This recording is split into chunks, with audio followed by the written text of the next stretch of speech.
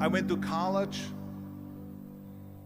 I went and worked out 5 hours a day, and I was working on construction, because in those days in bodybuilding there was no money. I didn't have the money for food supplements or anything, so I had to go to work. So I worked on construction. I went to college. I worked out in the gym, and at night from 8 o'clock at night to 12 midnight, I went to acting class 4 times a week. So I did all of that. There was not one single minute that I wasted. And this is why I'm standing here today. With the age of 20, I went to London and I won the Mr. Universe contest as the youngest Mr. Universe ever. And it was because I had a goal. You see, if you don't have a vision of where you go, and if you don't have a goal where you go, you drift around and you never end up anywhere. 74% hate their job in America. The majority of people don't like what they're doing because they're really not doing it because they didn't have a goal and they followed this goal. They just aimlessly drift around, and then all of a sudden there's a job opening, so they get that job because you have to work. But then when you work, it's a chore. It's work.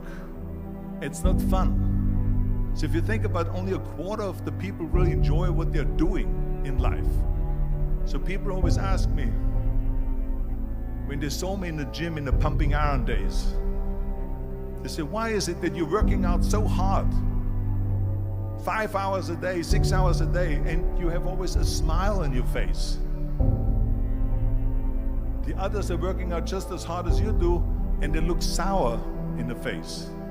Why is that? And I told people all the time, I said, because to me, I'm shooting for a goal. In front of me is the Mr. Universe title. So every rep that I do gets me closer to accomplishing that goal, to make this goal, this vision, turn into reality. Every single set that I do, every repetition, every weight that I lift will get me a step closer to turn this goal into reality. So I couldn't wait to do another 500-pound squat. I couldn't wait to do another 500-pound bench press. I couldn't wait to do another 2,000 reps of sit-ups. I couldn't wait for the next exercise. So let me tell you something, visualizing your goal and going after it makes it fun. You got to have a purpose no matter what you do in life. You got to have a purpose. And Muhammad Ali worked his butt off. And I saw it firsthand. And I remember that there was a sports writer that was there in the gym when he was working out and he was doing sit-ups. And they asked him, how many sit-ups do you do? And he said, I don't start counting until it hurts. Now think about that. He doesn't start counting his sit-ups until he feels pain. That's when he starts counting. That is working hard. And so you can't get around the hard work. It doesn't matter who it is. Work your ass off. There is no magic pill. There is no magic out there. You cannot get around. You have to work and work and work. Make sure of this and make sure of that and all that stuff. So it's work. And it drives me crazy when people say that they don't have enough time to go to the gym for 45 minutes a day and work out. Or to do something for 45 minutes to an hour a day to improve. If it is physically improve or if it is mentally to improve. Imagine you read 1 hour a day about history. How much you will learn after 365 hours in 1 year. Think about if you study about the history of musicians, of composers, how much you would know. Imagine if you would work on a business, on some business that you want to develop every day for an hour. Imagine how further along you will go and get. So it drives me nuts because when people say we don't have the time, we have 24 hours a day. We sleep 6 hours a day, so that gives you still 18 hours. There's someone shaking their head out here in front. They say probably, I don't sleep 6 hours, I sleep 8 hours, right? Or just sleep faster. So we have 18 hours a day. The average person works around 8 to 10 hours. So let's assume it's 10 hours, so we have 8 hours left. Then you travel around an hour a day, maybe 2 hours a day. So now you have still 6 hours left. So what do you do with these 6 hours? What do you do with these 6 hours? Then we eat a little bit, then we schmooze a little bit, talk a little bit to people and all that stuff. But you can see how much time there is available if you organize your day. So you got to work hard. I hate plan B. And I tell you why. Because we have so many doubters, as I've said earlier, the no-sayers. We have so many of those people that say no and you can't do it, that's impossible. That is okay because we just turn off, as I said earlier, and we listen and we hear the no being a yes. You can't do it, you can do it, and all of that. So that is possible to do that amongst all the negative people around you. But when you start doubting yourself, that's very dangerous. Because now what you're basically saying is that if my plan doesn't work, I have a fallback plan, I have a plan B.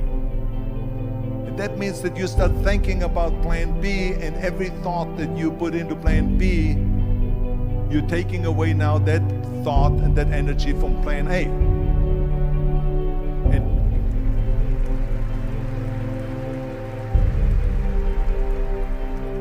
And it's very important to understand that we function better if there is no safety net, because plan B becomes a safety net. It says that if I fail, then I fall and I get picked up and I have something else there that will protect me.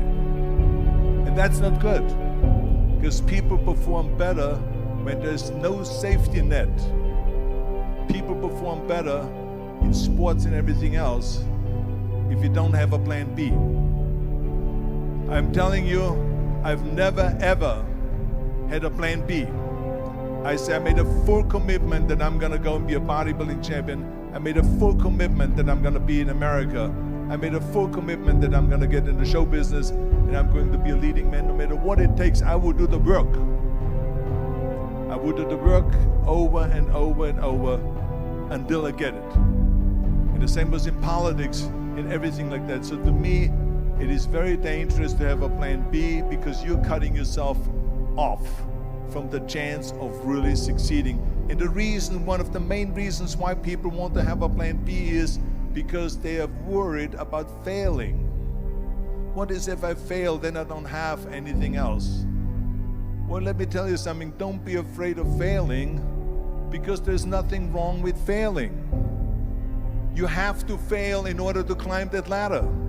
There's no one that doesn't fail. Michael Jordan said in one of his interviews, when they said, "You're unbelievable, you're the greatest basketball player of all times."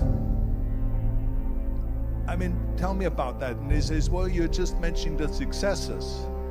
But he says, for me to become the greatest basketball player, I missed 9,000 shots when I was playing basketball at the NBA games. So during these games that he was so successful, he missed 9,000 shots. Does it make him a failure? No. He's one of the greatest basketball players of all times, but he failed 9,000 times. Do you get it? We all fail. It's okay.